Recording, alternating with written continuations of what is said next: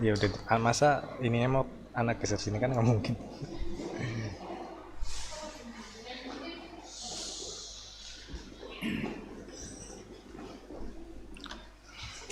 Cuma itu sebenarnya mimbarnya itu mereng jadi kedengar.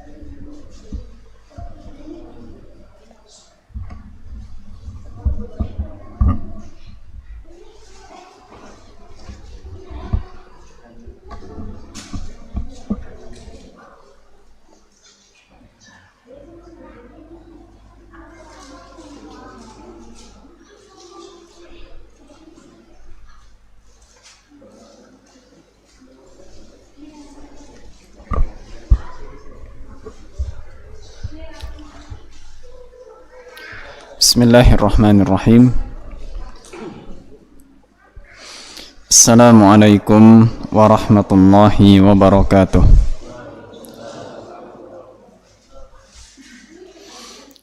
Alhamdulillahi rabbil alamin. Alhamdulillahilladzi bi ni'matihi tatimmus shalihat. Wa ashhadu an la ilaha illallah wahdahu la syarika lah wa ashhadu anna Muhammadan abduhu wa rasuluh sallallahu alaihi wa ala alihi wa ashabihi wa man tabi'ahum bi ihsanin ila yaumiddin wa sallama tasliman katsira amma ba'd. Hadirin hadirat muslimin dan muslimat rahimani wa rahimakumullah. Kita panjatkan puji dan syukur atas kehadirat Allah Subhanahu wa taala pada kesempatan malam hari ini.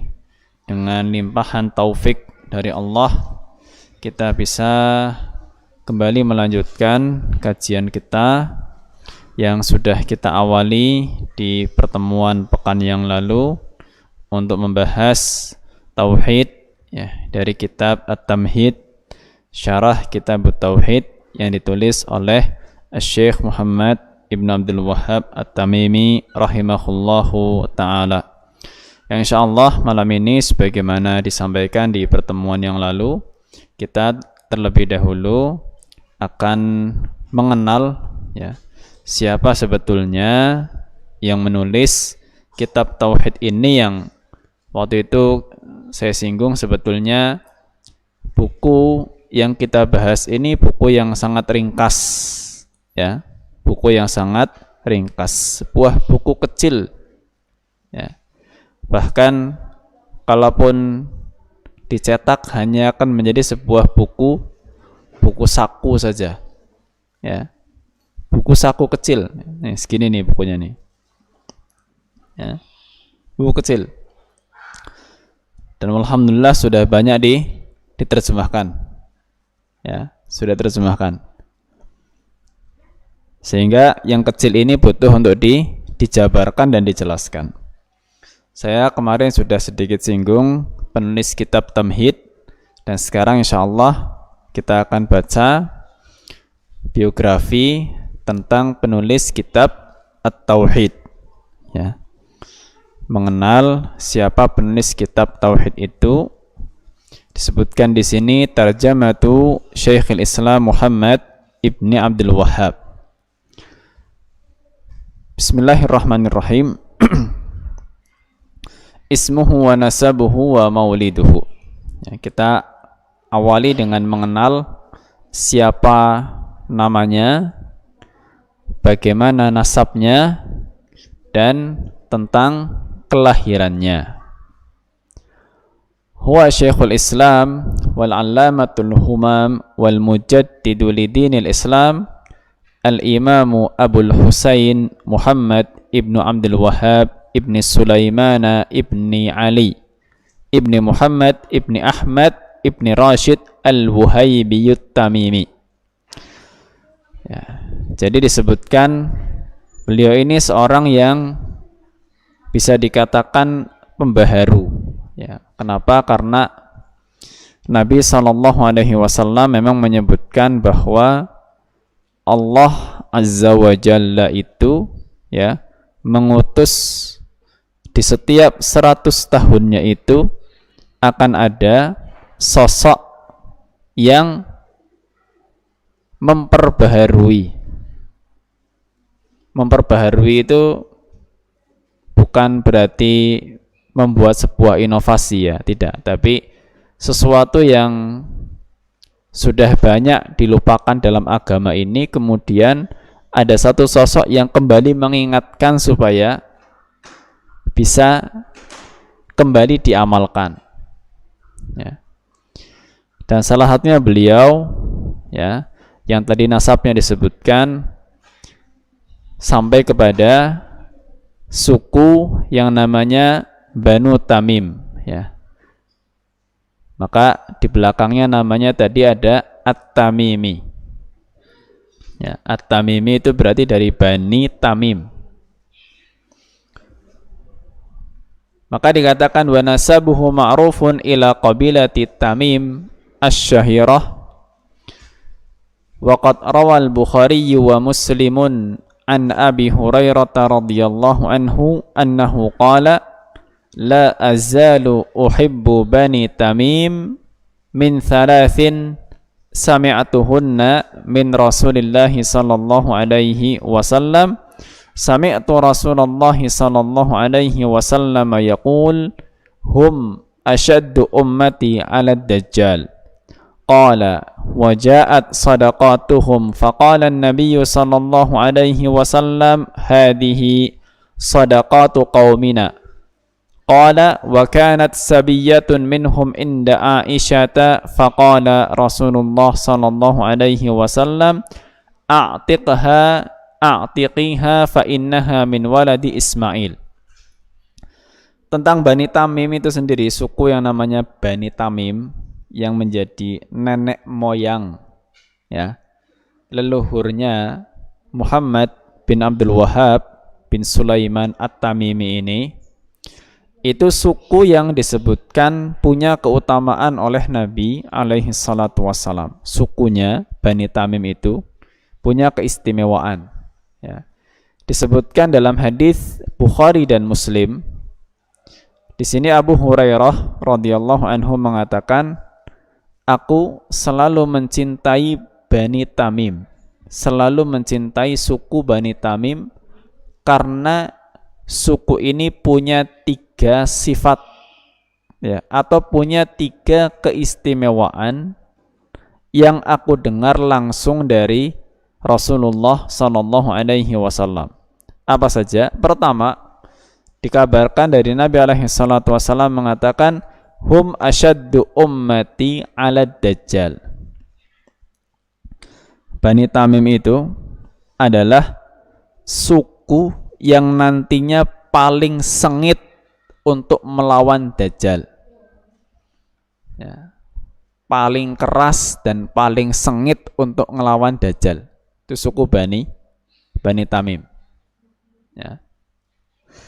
Tentang Dajjalnya sudah pernah kita bahas panjang dulu ketika bahas iman kepada hari akhir. Kalau yang mengikuti kajian dulu bisa dikatakan pembahasan tanda-tanda hari kiamat yang termasuk paling panjang kita bahas itu masalah Dajjal. Paling panjang. Karena itu fitnah terbesar di muka bumi dan nggak ada yang mengalahkan tentang fitnah Dajjal itu. Ya. Banu Tamim ini yang paling sengit nantinya untuk melawan Dajjal. Kemudian keistimewaan yang kedua yang disebutkan di sini, bahwa ketika Bani Tamim itu membayar zakat, ya, bayar zakat, Nabi alaihi salatu wasallam mengatakan, ini sedekahnya kaum kami. Di mana istimewanya? Istimewanya ketika beliau mengatakan ini sedekahnya kaum kami. Jadi Bani Tamim itu bisa dikatakan masih saudara satu nenek moyang dengan Rasul alaihi salatu wassalam. Ya. Satu nenek moyang dengan Rasul alaihi salatu wassalam. Makanya seolah-olah itu masih keluarga Nabi alaihi salatu wassalam. Itu keistimewaan yang kedua. Keistimewaan yang ketiga, ketika ada salah seorang wanita yang menjadi budaknya Aisyah, dan wanita itu berasal dari Bani Tamim. Kemudian Nabi alaihi salatu wasallam perintahkan kepada Aisyah untuk membebaskan budak itu, dan beliau mengatakan bebaskan budak wanita itu. Kenapa? Karena dia termasuk keturunan Nabi Ismail. Berarti Bani Tamim, keistimewaan yang ketiga, kalau diruntut nasabnya, nenek moyangnya itu akan berujung sampai Nabi Ismail alaihi salam. Ya, sampai Nabi Ismail alaihi salam. Kita kalau diruntut sampai Nabi siapa ini? Nabi Adam. Hanya kadang kalau ada orang yang wajahnya kayak Arab, saya tanya, Pak jenengan Arab ya Pak? Loh, jenengan baru tahu kalau saya Arab. Ya, saya ini kan keturunannya Nabi Adam. Emangnya Nabi Adam Arab? Banyak Nabi yang bukan Arab juga kok. Nabi Ibrahim Arab bukan? Bukan Arab. Ya, banyak Nabi yang bukan Arab. Ya. Nggak semua keturunan Nabi Adam itu Arab. Kita keturunan Nabi Adam juga bukan Arab toh. Ya. Apakah Adam itu nama Arab? Adam itu nama Arab bukan? Ini Mas Adam. Adam bukan nama Arab. Ya. Ibrahim juga bukan nama Arab. Ini kita tahunya nama Arab. Ya. Itu bukan nama Arab. Ya. Kalau yang belajar bahasa Arab akan tahu kalau itu bukan nama Arab. Ya, akan tahu itu bukan nama Arab. Ya. Adam, Ismail itu bukan nama Arab. Meskipun kita ya karena seringnya mendengar nama-nama itu disebutkan dalam Al-Qur'an, ya semua yang masuk di Al-Qur'an ya itu jadi nama Arab karena Al-Qur'an berbahasa Arab. Ya. Baik, itu tadi keistimewaan dari Bani Tamim yang menjadi leluhurnya Muhammad bin Abdul Wahhab rahimahullah. Beliau sendiri wulida rahimahullah sanata khamsa asyrata wa mi'atin ba'dal alfi fil Uyainata wa hiya baldatun qaribatun min Madinatir Riyadh.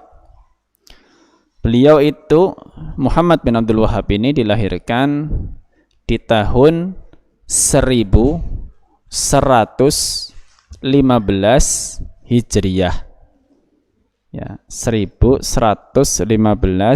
Hijriyah. Sekarang kan 1444 Hijriyah. Ya, kurang lebihnya 300 tahun yang lalu. Ya. 300 tahun yang lalu lah kurang lebihnya, 3 abad yang lalu. Ya, 3 abad yang lalu di sebuah kota yang namanya kota Uyainah saat itu, yang sekarang letaknya itu dekat dengan kota Riyadh. Ya, dekat dengan kota Riyadh, Saudi Arabia. Ini sekilas tentang kelahiran beliau. Tentang perjalanan hidupnya disebutkan nash'atuhu wa talabuhu lil ilmi wa dhikru syuyukhihi. Nasha'a fi hijri walidihi Asy-Syaikh Abdul Wahhab wa kana faqihan qadiyan wa hafidha Asy-Syaikh Ibnu Abdul Wahhab al-Qur'an al-Karima walamma yablugh al-ashirah min umrihi wa darasa ala walidihi fil fiqh al-hanbali wa fit tafsiri wal hadithi wal aqidah. Jadi awalnya yang menjadi gurunya beliau itu adalah bapaknya sendiri, karena bapaknya seorang ulama. Ya, itu memang sebuah nikmat tersendiri ya, ketika alhamdulillah mungkin kita diajari sama orang tua ilmu agama. Ya. Bahkan beliau ini menghafalkan Al-Quran ketika usianya belum sampai 10 tahun. Ya.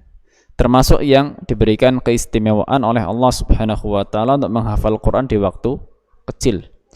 Dan ini nuwun sewu sekaligus menjadi faedah buat kita bahwa yang namanya pendidikan prioritas pertama itu memang mengajari anak untuk baca Quran dan menghafalkan Al-Quran. Ya. Jadi sebelum nantinya mereka belajar yang lain-lain, pertama kali yang dikenalkan itu adalah kitab Allah. Ya. Kenalkan anak-anak kepada Al-Quran supaya senang dengan Quran. Dan ngajarinya juga harus sabar. Jangan sampai kita karena saking terobsesi kepengen anaknya cepat bisa membaca Quran, bahkan cepat menghafalkan Al-Quran, akhirnya kita malah menjadikan Al-Quran itu serem. Ya. Kadang sebagian orang tua karena udah saking kepenginnya, padahal anak itu ya, anak sebelum balik kan mereka nggak ada dosa apa-apa toh, ya nggak ada dosa. Mungkin karena melihat di TV, banyak ya hafid cilik 5 tahun sudah hafal, 6 tahun sudah hafal, ada yang 4,5 tahun dulu sudah hafal, Masya Allah. Ya siapa yang nggak kepengin anaknya kayak gitu? Ya toh? Siapa yang nggak kepengin? Semuanya kepengin. Saking kepenginnya anak umur 3 tahun mulai diajari, ya kan? Ya bagus, nggak apa-apa, bagus kan, mulai belajar Iqra kan gitu. Tapi anak umur 3 tahun beler, wajar apa tidak? Ya wajar. Dia disuruh ayo belajar baca Iqra, moh lah, dosa apa tidak? Ya enggak. Kenapa orang tuanya harus marah? Ya, kenapa harus pakai marah-marah? Ya, 3 tahun, 4 tahun, 5 tahun, 6 tahun, 7 tahun belum balik. Ya, ketika suruh belajar Al-Quran belum mau, dia enggak dosa. Justru kalau kita itu terlalu banyak marah-marah ketika anak itu enggak mau belajar, atau ketika anak itu salah-salah belajarnya, ya namanya anak belajar salah-salah kan wajar. Ya, kemarin sudah belajar abatasa misalkan, hari berikutnya batasanya kebolak-balik. Ya, yang tadi baca sa, yang tadi baca ba, ya bocah.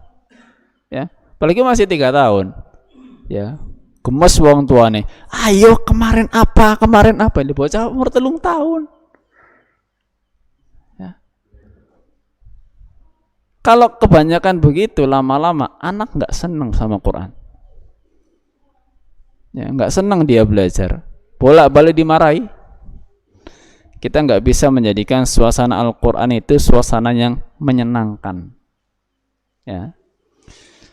Makanya dari awal itu, ya bagus semangat untuk menjadikan anak hafal Quran. Tapi perhatikan gimana caranya kita itu untuk menjadikan mereka itu senang dulu dengan Quran. Nggak mungkin kita paksakan mereka untuk menghafal Quran sedangkan mereka nggak senang. Ya, anak-anak itu untuk menghafal cepat tuh, Masya Allah. Mereka kalau senang nggak disuruh ngapalin, mereka hafal.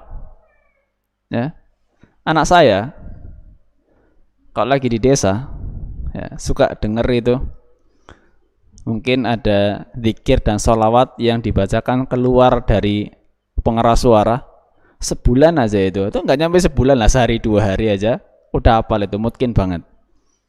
Ya. Kenapa? Ketika dengerin seneng, ada suara anak-anak rame gitu kan, suasananya menyenangkan untuk dia. Akhirnya apa? Nggak usah disuruh hafal dia. Ya. Begitu, ayo suratnya di murojaah udah hafal sampai mana? Mbuh. Ya. Kadang karena kita juga masih kurang dalam menjadikan suasana belajar Quran itu menyenangkan. Ya. Mungkin kitanya sendiri juga belum. Ya. Kitanya sendiri belum begitu dekat dengan Quran. Nah, beliau diajari sama bapaknya hafal Quran sebelum umur 10 tahun. Ya. Baru setelah itu belajar fikih, belajar tafsir, belajar hadis, belajar akidah, kayak gitu. Caranya belajar aslinya demikian. Kita awali dengan Al-Quran. Ya, itu jadi pondasinya. Karena semua sumber ilmu itu dari Al-Quran. Sumber ilmu dari situ. Ya, kita mau belajar akidah sumbernya dari mana? Quran. Ya. Mau belajar fikih, Quran. Belajar hadis juga harus punya modal Quran. Ya. Itu faedah untuk kita semuanya dari perjalanan para ulama.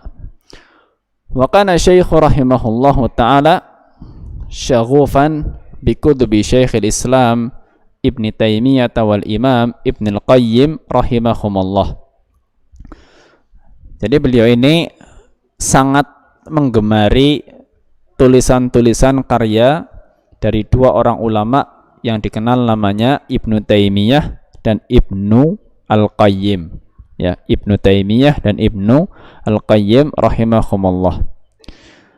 Hajja Baitallahil Haram waltaqa bi ulama'i Makkah wal Madinah wa kana mimman laqiyahum Asy-Syaikh Abdullah Ibnu Ibrahim Al-Usaif wa Syekh Al-Muhaddits Muhammad Hayah As-Sindi waltaqa bi ghairihima fil haramain thumma raja'a ila baladihi thumma shadda ar-rihala li talabil ilmi farahala ila al-Iraq wa kana ghalibu istifadatihi fil Basrati haitsu nazala inda Syekh Muhammad Al-Majmu'i thumma ba'da dhalika arada at-tawajjuha ila Syam falam yastati' ikmala rihlatihi faraja'a ila Najd wa fi tariqi 'audatihi ila Najd marra bil ahsa fanahala min ulumi ulama'iha thumma raja'a ila Najd. Sepintas dari perjalanannya, jadi awalnya itu beliau dari daerahnya yang namanya Uyainah tadi, bermula dari haji dulu, ya, beliau haji. Nah, ketika haji di Mekah itu mulai belajar dengan ulama-ulama Mekah, ya, belajar dengan ulama-ulama Mekah. Udah belajar di Mekah cukup, ya. Kemudian beliau itu mulai perjalanan untuk cari ilmu di negeri Irak, khususnya di kota Basrah. Ya. Itu termasuk salah satu negeri yang dulu menjadi pusatnya ilmu, negeri Irak. Ya. Jadi gitu lama ya. Jadi belajar itu ilmunya yang dicari, didatangi. Ya. Kalau kita kan sekarang gampang. Ya, ilmu di mana-mana, di HP kita aja bisa kok. Ya, kita mau dengarkan muhadarahnya ulama yang di luar negeri, buka YouTube selesai. Ya. Tapi siapa yang buka? Ya, sudah gampang kayak gitu aja mungkin yang dibuka yang lain-lain. Ya. Udah gampang kayak gitu yang dibuka yang lain-lain. Ceramah itu banyaknya, pelajaran Masya Allah. Ya. Yang mau isinya kajian kitab runtut YouTube cari banyak. Yang berbahasa Indonesia juga banyak, ya. Cuma apa yang dibuka di situ ya, Allahu a'lam bishawab. Belajar sampai Irak, ya, sudah di Irak sebetulnya beliau sangat ingin untuk belajar ke negeri Syam, ya, tapi qadar Allah tidak sampai, akhirnya harus kembali ke negeri Najd, asal muasal beliau. Ya, Najd itu ya di negeri Saudi Arabia itu, ya. Beliau kembali, ya, dan akhirnya belajar lagi di negeri atau sebuah kota yang namanya kota Ahsa, Ya. Kemudian disebutkan dakwatuhu wa jihaduhu fi sabilillah. Ya. Kana rahimahullahu ta'ala zakiyan fatinan muthabiran fi talabil ilmi wa da'wati ila Allah, jari'an wa syuja'an fi qawlil haqqi wa raddil batil. Fakana rahimahullahu yunkirul bid'a bishiddah wa qad zaharat jur'atuhu fi inkaril bid'a lamma dakhala al-Basrata li talabil ilmi. فأنكر مظاهر الشرك بالقبور وبالموتى وغيرها فأوذي من الرافضة وأشباههم من عبادة القبور فخرج منها حتى كاد يهلك لولا أن الله عز وجل يسر له رجلا من أهل الزبير فحمله وسقاه وأطعمه ثم رحله إلى حيث يريد. Jadi beliau itu dikenal sebagai orang yang memang pemberani. Bahkan ketika berada di Basrah di Irak itu, ketika mendapati banyak fenomena-fenomena seperti penyembahan kubur dan yang semacamnya, ya beliau berusaha untuk bisa mengingkari hal-hal yang demikian. Tapi ya yang namanya amar ma'ruf nahi mungkar tantangannya banyak. Ya. Banyak orang tidak suka, akhirnya mau tidak mau beliau harus diusir, bahkan hampir saja dibunuh. Tapi Allah Subhanahu wa taala memudahkan dengan adanya seorang yang kemudian menyelamatkan, ditolong ya, sampai kemudian beliau itu bisa melanjutkan perjalanan pulangnya. Bada asy-syaikhu yunasihu an-nasa wa yu'allimuhum wa yunkiru ala ahli al-bid'ah hatta ijtama'a ba'dul mufsidina fi Huraymila ala qatlihi lakin Allah azza wa jalla abtala qaidahum wa nusiha asy-syaikhu bil khuruj min Huraymila fa kharaja minha ila al-Uyainah. Dan beliau ya bahkan sampai ada ya saking mungkin semangatnya untuk mengingkari hal-hal yang salah ya, hal-hal yang cenderung sesat ya, banyak orang akhirnya berkumpul sepakat untuk membunuh beliau. Akhirnya beliau dinasihati sudah pergi saja daripada nanti nekat untuk terus berada di sebuah kota. Di sini kota disebutnya namanya Huraymila ya, daripada lama-lama di situ nyawa terancam, mending pergi, itu lebih selamat. Akhirnya beliau keluar dan pulang ke Uyainah. Iltaqa bi amiril Uyainah Utsman ibni Muammar fada'ahu li tatbiqis syari'ah wa da'wati ila tauhid wa wa'adahu bin nasri wat tamkin kama dzakara Allah azza wa jalla dzalika fi kitabih. فقبل ابن معمر نصرة الشيخ محمد ابن عبد الوهاب فبدأ الشيخ بمؤازرة من ابن معمر بهدم الأشجار المعظمة عندهم وهدم القباب والقبور وإنكار المنكرات وإقامة الحدود. Nah, beliau pas sudah pulang sampai di Uyainah itu ketemu dengan ya kalau kita mungkin pemimpin kota kan, kalau di kita apa? Bupati ya, wali kota ya. Ya, ketemu sama wali kotanya. Ya, ini sama amir pemimpin di kota Uyainah yang namanya Utsman ibnu Muammar. Nah, di sini Syekh Muhammad menasehati pemimpinnya. Ya, menasehati pemimpinnya. Tentu menasihati pemimpin juga caranya harus betul. Ya. Yang namanya pemimpin itu punya tabiat yang harus kita beri pengertian. Panjenengan pemimpin. Pemimpin bukan? Pemimpin lah, apalagi sudah nikah. Ya. Pemimpin seperti itu coba bayangkan. Jenengan kumpul keluarga saja, kumpul keluarga. Ya, lagi kumpul keluarga. Terus panjenengan di hadapan keluarga itu dinasihati sama istri. Di hadapan keluarga. Rasanya kepriwe jajal?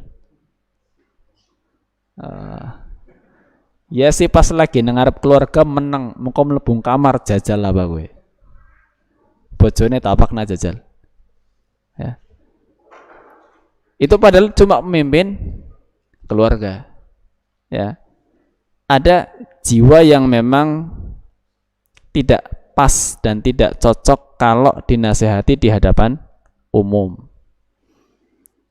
Ya, jangankan pemimpin, teman biasa saja, ulama itu enggak senang menasehati di hadapan umum. Ya, kayak sekarang misalkan saya mau nasihati salah satu di antara jamaah, kan enggak etis kalau saya nasihati sampai tunjuk orang di sini. Ya kan?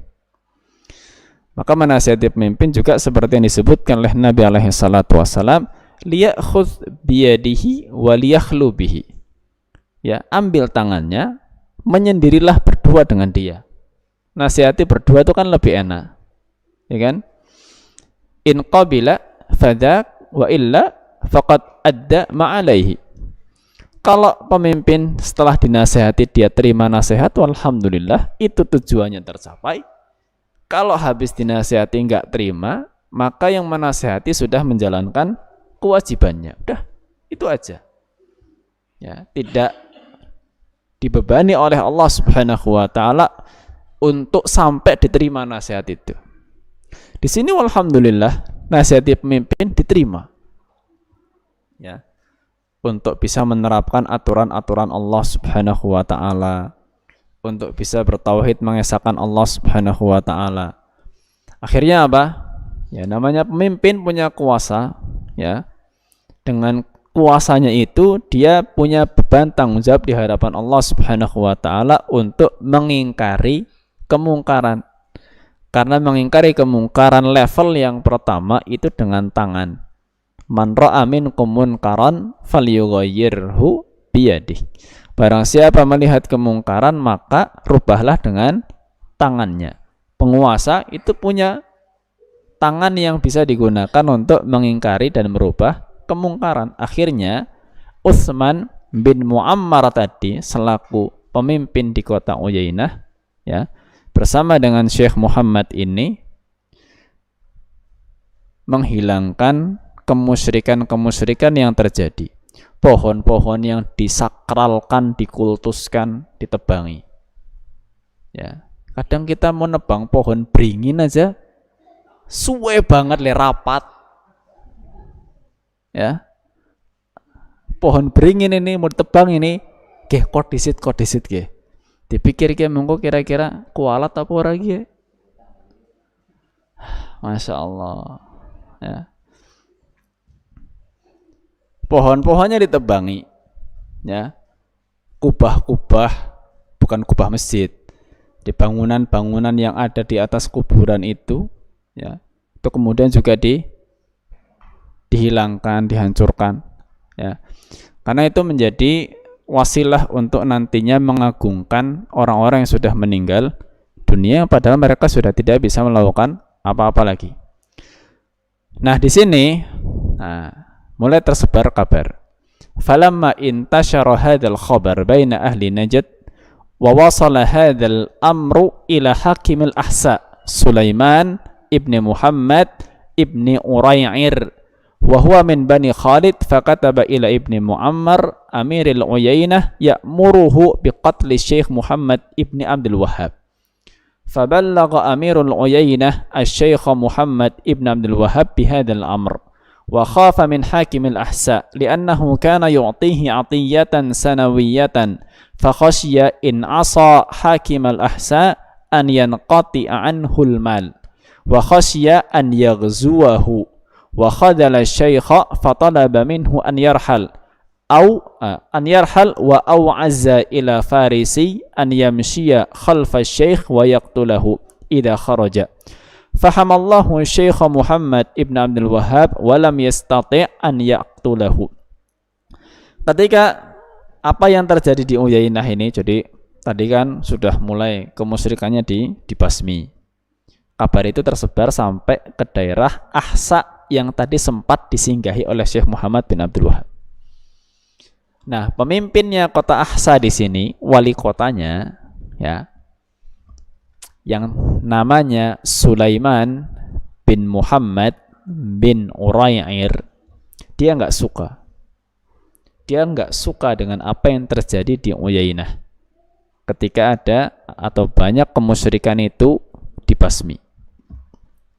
Akhirnya apa? Sulaiman bin Muhammad, wali kotanya Ahsa itu, ngirim surat ke Uyainah, ya, ke wali kota Uyainah tadi, Utsman bin Muammar. Apa isinya? Suruh membunuh Muhammad bin Abdul Wahhab. Bunuh, ya. Nah, Utsman bin Muammar, pemimpinnya kota Uyainah, takut dia sama pemimpinnya kota Ahsa, ya, sama Sulaiman bin Muhammad ini takut. Kenapa?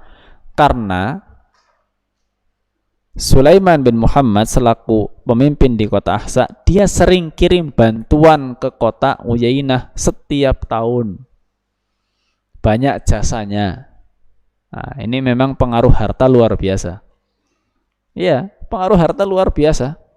Ya, akidah itu bisa kalah kok dengan harta. Ya, agama bisa kalah dengan harta. Lihat aja. Ya, Masya Allah. Nabi sudah mengatakan wa fitnatu ummati al-mal. Ya, fitnatu ummati al-mal. Fitnah umatku itu harta. Ya, banyak yang gelap mata karena harta. Jual agama bisa, yang penting dapat duit. Ya. Maka di sini pemimpin kota Uyainah karena takut dengan pemimpin kota Ahsa, nurut dia. Ya, nurut. Sebetulnya disampaikan kepada Syekh Muhammad bin Abdul Wahhab bahwa ada rencana pembunuhan. Hingga akhirnya Syekh Muhammad bin Abdul Wahhab diminta untuk keluar dari kota Uyainah. Tapi di sini pun ada tipu muslihat, di mana Utsman bin Muammar tadi selaku wali kotanya Uyainah, dia ngutus seorang penunggang kuda untuk membuntuti Syekh Muhammad, untuk membunuh. Kalau nanti sudah keluar dari kota Uyainah, bunuh dia. Tapi alhamdulillah, dengan perlindungan Allah Subhanahu wa taala, ternyata Syekh Muhammad ini selamat, ya, nggak dibunuh. Berikutnya, wasala syekhu ila dir'iyah. Wa kana al-imam Muhammad ibn Su'ud amir ad-dir'iyah, fanazala syekhul Islam Muhammad ibn Abdul Wahhab inda ahadi tullabihi wa huwa Ali ibn Abdurrahman ibn Suwailim. Fanazala indahu fa'akramahu wa sara an-nasu yatawafaduna ala syekhi fi manzili ibn Suwailim.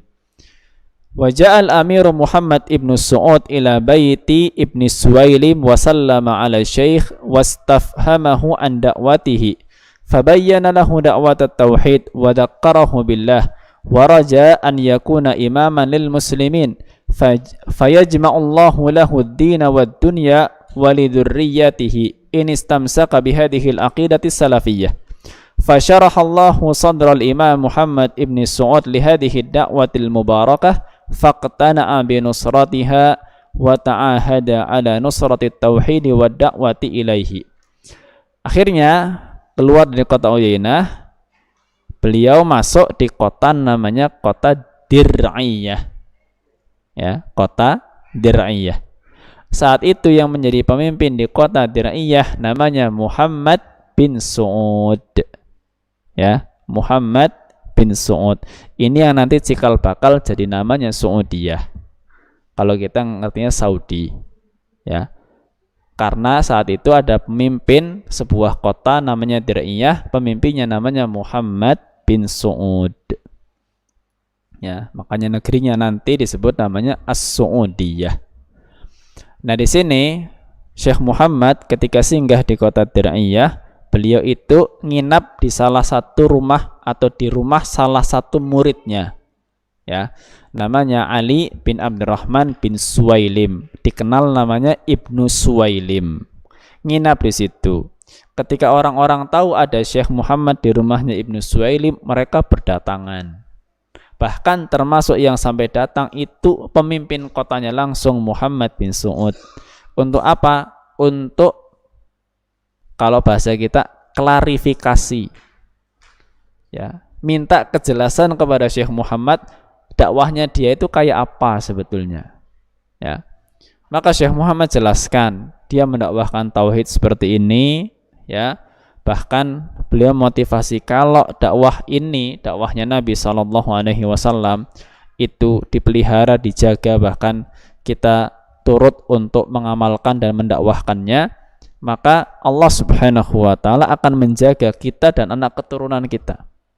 Ya, Allah berikan keamanan itu ketika sebuah negeri itu mentauhidkan Allah Subhanahu wa taala. Ya. Jadi kalau kita perhatikan dalam Al-Qur'an, ya, Allah menjanjikan keberkahan kepada sebuah negeri itu ketika penduduknya itu beriman dan bertakwa kepada Allah. Ya. Keberkahan itu turun ketika penduduknya beriman dan bertakwa. Ya. Jadi kadang kita mikir itu tidak sesuai dengan apa yang dituntun oleh Allah Azza wa Jalla. Ya. Sekarang misalnya, sebuah kalimat mengatakan pondasi sebuah negara itu, ya, pertama masalah pendidikan, kedua masalah ekonomi, ketiga masalah kesehatan. Dah tuh. Pendidikan, ekonomi, kesehatan. Tiga itu pilarnya itu. Sebatas saya pernah baca. Ya. Pendidikan, ekonomi, kesehatan. Makanya kalau yang kerja dunia pendidikan, dunia ekonomi gitu ya, dunia kesehatan, insya Allah makmur. Karena apa? Sangat diperhatikan kemakmuran hidupnya itu. Ya. Tapi masalahnya pendidikannya itu pendidikan apa dulu? Ya. Ketika pendidikannya tidak mengarahkan untuk masalah keimanan, ya percuma. Ya. Kesehatan sama ekonominya juga tidak akan diberkahi oleh Allah Subhanahu wa taala. Ya, coba sahabat itu. Ya, sahabat dulunya siapa sih mereka itu? Apa orang kaya? Enggak. Mereka banyak yang miskin. Ya. Bahkan mereka dulunya pun malah, para penyembah berhala juga. Banyak di antara mereka yang dulunya musyrik, para sahabat itu. Negeri Arab itu dulu enggak dipandang sebagai negeri yang berperadaban. Ya kan? Ketika Nabi SAW datang, Arab itu enggak berperadaban, beda sama Persia, beda sama Romawi yang sudah maju. Zaman dulu itu udah dinastinya dan imperiumnya itu Romawi sama Persia. Arab nggak ada apa-apanya. Ya mereka isinya perang tok. Hidup itu berantem. Orang-orang padang pasir berantem. Mereka cuma dagang, bertani, gitu aja. Malah nyembah berhala. Ya. Makanya dunia saat itu kaget kalau ternyata Nabi yang diutus itu ternyata dari bangsa Arab. Ya, mereka nggak punya kemajuan apa-apa kok tahu-tahu muncul seorang Nabi. Tapi ketika Nabi itu mendakwahkan tauhid dan orang-orang yang tadinya musyrik banyak yang bertauhid, terbukti loh dengan iman itu Allah Subhanahu wa taala berikan pertolongan. Ya. Yang kemudian mulai di zamannya Khulafaur Rasyidin, Umar bin Khattab, ya Abu Bakar, kemudian Umar. Abu Bakar cuma sebentar. Umar bin Khattab radhiyallahu anhu, coba sampai Islamnya menyebar kemana-mana. Kenapa? Karena Allah Subhanahu wa taala yang tolong. Makmur negerinya sudah. Ya. Asalnya dari mana? Iman. Disitulah Allah berikan pertolongan. Ya, makanya kalau dipikirkan mau sedalam apapun untuk membangun ekonomi, kesehatan, pendidikan, pondasinya bukan iman, ya percuma. Ya. Kita lihat saja. Ya. Percuma kalau pondasi pendidikannya itu bukan masalah iman.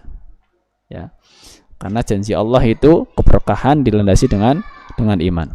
Baik, sementara sampai sini dulu ya. Sampainya beliau di kota Ad-Dira'iyah dan bertemu dengan pemimpin kota Ad-Dira'iyah yaitu Muhammad bin Su'ud. Insyaallah masih dilanjutkan pertemuan berikutnya pembahasan dari biografi dari Syekh Muhammad ini. Semoga Allah mudahkan. Kurang lebihnya mohon maaf dan terima kasih atas perhatiannya. Wassallallahu ala nabiyyina Muhammad wa ala alihi wa sahbihi wa baraka wa sallam. Wa akhiru da'wana anil hamdulillahi rabbil alamin. Subhanakallahumma wa bihamdika asyhadu an la ilaha illa anta astaghfiruka wa atubu ilaik. Assalamualaikum warahmatullahi wabarakatuh.